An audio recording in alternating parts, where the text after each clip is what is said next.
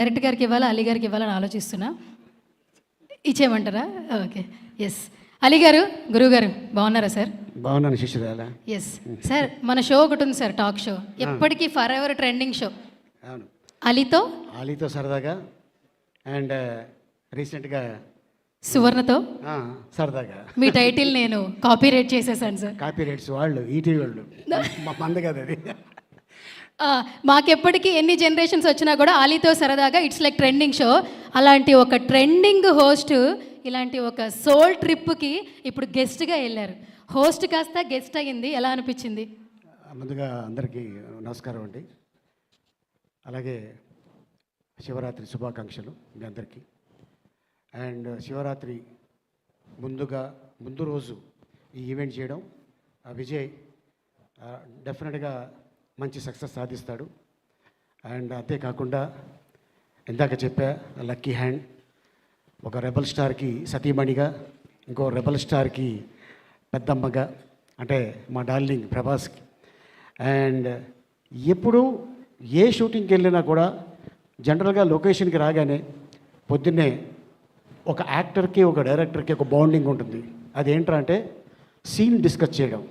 కానీ మా కృష్ణరాజు గారు, మా ప్రభాస్ పొద్దున్న వెళ్ళగానే, డార్లింగ్ ఇప్పుడు బ్రేక్ఫాస్ట్ అయిపోయిన తర్వాత మధ్యాహ్నం ఏం తింటావు? అదే అంటే షూటింగ్ స్టార్ట్ అయ్యేది ఇప్పుడే కదా తిన్నాం, ఇంకా అరగలేదు. ఇప్పుడు చెప్తే వాడు ప్రిపేర్ చేస్తాడు. అది ఆషామాషి ఫుడ్ కాదు అది. అంటే ఇతను ఎలా చనిపోయాడండి అంటే ఫుడ్ తిని చనిపోయాడండి, ఆ టైప్లో ఉంటుంది. అంత ప్రేమ ఉంటుంది. అండ్ అంతేకాకుండా ఇందాక అక్క చెప్పారు, మలేషియాలో ఒక బర్రెల్ గ్రౌండ్లో షూటింగ్ చేస్తున్నాం. రాత్రి 3 గంటలకి చెమ్మ చీకటి. దగ్గరికి వచ్చి, అరే అలీ కీమా బిర్యానీ ఉంది తింటావా? ఏంటంటే బాబు ఈ శ్మశానంలో ఏం తింటావు? కీమా బిర్యానీ. వాళ్ళకి అవకాశం లేదరా, మనకుంది అన్నారు. అంటే సమయస్ఫూర్తి. నిజంగానే ఆవిడ తీసుకొచ్చారు, మాకు పెట్టారు, మేము తిన్నాం. అద్భుతం. ఆ టైంలో నేనేదో నో అంటారేమో అనుకున్నా, కానీ లోపల ఉంది కావాలని. అట్లాగా ఎన్నో, దాదాపు 40 రోజులు మలేషియాలో ఉంటే రోజుకు ఒక ఐటము రిపీట్ అయ్యేది కాదు. మరి ఆ చేతిలో మరి ఏముందో, అందుకే ఆయన అలా పడిపోయాడు అంతే, మా అక్క చేతిలో ఆయన. అండ్ అంతేకాకుండా విజయ్ ఈ సోల్ ట్రిప్కి మమ్మల్ని తీసుకెళ్ళటం, అలాగే నిర్మాతలు ఆయన మీద ఎంత నమ్మకం ఉంటే ఈ ఎపిసోడ్ల మీద ఈ ఆర్టిస్టులు తీసుకెళ్ళటం, జగపతి బాబు గారు, శ్రీకాంత్, నేను, అలాగే ఆకాష్ పూరి, అలాగే రాజశేఖర్ గారు పిల్లలు, అలాగే ఇంకొక అమ్మాయి. అండ్ ఇలాగ ఎంతోమంది 6 ఎపిసోడ్లు చేసిన విజయ్, నాకు తెలిసి ఇది 600 ఎపిసోడ్లు చేయాలని నేను ఆశీర్వదిస్తున్నాను. And all the best Vijay. ఇది డెఫినెట్గా మంచి కాన్సెప్ట్ అవుతుంది, మంచి పేరు వస్తుంది.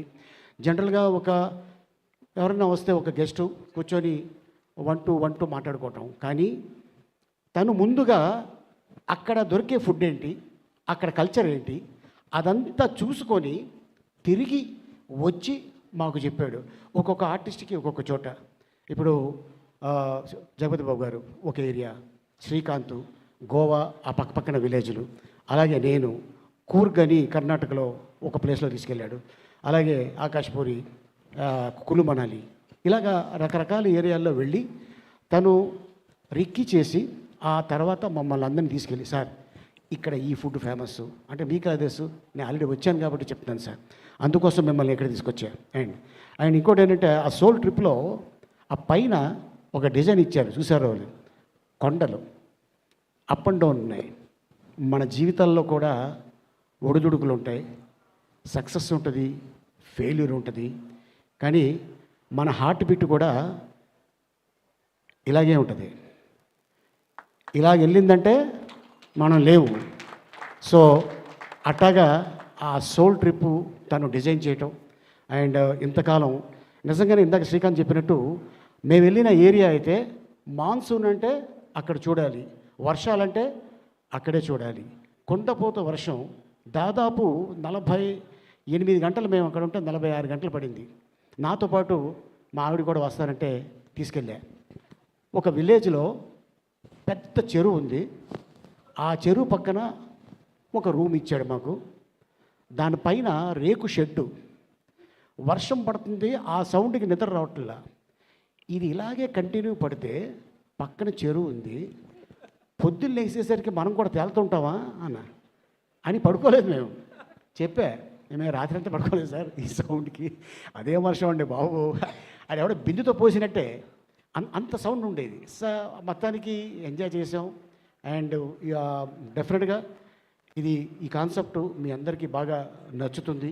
అంటే మా ఫెయిల్యూర్సు, మా సక్సెస్సు, మేము పడిన అవమానాలు, మేము పడిన మాటలు, అండ్ మేము పడిన ఆనందాలు, అలాగే మాకు ఎన్నో ప్రశంసలు వచ్చిన అవన్నీ షేర్ చేయడం జరిగింది.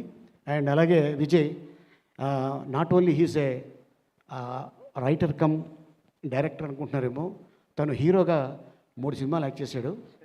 ఆ క్వశ్చన్ ఉన్నాయి సార్, రెడీ చేశా. అది నువ్వు అడిగితేనే బాగుంటుంది. అడుగుతాను సార్. కొంచెం డీప్గా అడుగు, చెప్తాడు. Okay sir. ఎందుకంటే మమ్మల్ని డీప్గా అడిగాడు, మమ్మల్ని వదలలేదు కాబట్టి నువ్వు తగులుకో. సో అట్టాగా మమ్మల్ని ఈ రోజున ఈ ఈవెంట్ చేయడం, అండ్ డైరెక్టర్గా తను సక్సెస్ అవుతాడు గ్యారంటీగా రాబోయే రోజుల్లో. అండ్ అలాగే ఆయన నమ్ముకున్న ప్రొడ్యూసర్స్ కూడా డెఫినెట్గా వాళ్ళు కూడా సక్సెస్ సాధిస్తారు. అలాగే మరి ఈ ప్రోగ్రాంకి వచ్చి ఆయన్ని ఆశీర్వదించడానికి వచ్చిన మా మిత్రుడు సతీష్ డైరెక్టర్, తను శతమానం భవతి ఒక నేషనల్ అవార్డు గెలుచుకున్న సినిమా. అంతకుముందు మేము ఒక సినిమా చేసాం దొంగల బండి అని. దాదాపు 30 మంది ఆర్టిస్టుల్ని మమ్మల్ని అందరినీ భద్రాచలం తీసుకెళ్ళి అక్కడ షూటింగ్ చేయడం జరిగింది. తర్వాత వాళ్ళ అబ్బాయితో ఒక సినిమా చేశాడు, అది కూడా సక్సెస్ సాధించాలని కోరుకుంటున్నాను. త్వరలోనే మళ్ళీ ఇంకో సినిమా కూడా తన డైరెక్షన్లో స్టార్ట్ అవుతుంది. ఇది అద్భుతమైన అవకాశం ఇచ్చినందుకు మీ అందరికీ ధన్యవాదాలు. అలాగే విజయ్ గారికి all the best. Thank you so much. Yes sir, చివరిగా ఒకే ఒకటి సార్, లాస్ట్ చిన్నది. అంటే ఇప్పటి వరకు మీరు చాలా వర్డ్స్ మాట్లాడుతూ ఉంటారు. ఆ పదాలకి ఎన్ని జనరేషన్స్ కూడా కొన్ని అర్థాలు తెలియదు. అంటే అప్పుడు ఎంద చాట, తర్వాత కాటరవల్లి, ఇప్పటికీ అర్థాలు తెలియదు సార్. ఇక్కడ జిరమప్పో, జింగిజార జిరమప్పో అంట. ఆ పదాలకే అర్థాలు తెలియదు సార్. ఈ పదాలకి నెక్స్ట్ జనరేషన్స్కైనా అర్థాలు తెలుస్తాయా, తెలియవా? అంటే మనకి రేడియో ఉంది కదా, అది అక్కడక్కడ విలేజెస్లో ఒక పెద్ద సౌండ్ బాక్స్లో పెట్టేవారు. దాంట్లో టీ టీడీ టీడీ అని వచ్చేది మ్యూజిక్.